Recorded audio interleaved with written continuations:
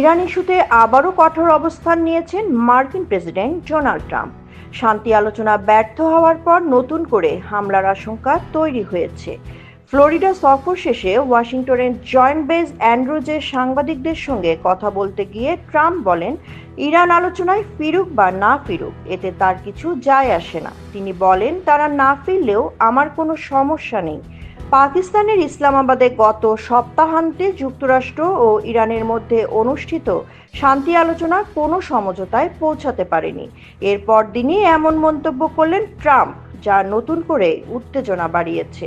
বিশ্লেষকদের মতে এই বক্তব্যে বোঝা যাচ্ছে কূটনৈতিক সমাধানের চেয়ে চাপ সৃষ্টির কৌশলেই এগোচ্ছে যুক্তরাষ্ট্র।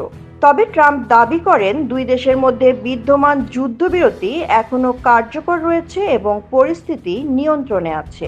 সব মিলিয়ে আলোচনা থমকে থাকা এবং কঠোর বক্তব্যের কারণে ইরান যুক্তরাষ্ট্র সম্পর্ক আরও অনিশ্চিত হয়ে উঠছে। সাদিয়া রহমান, আন্তর্জাতিক ডেস্ক, বার্তা বিচিত্রা।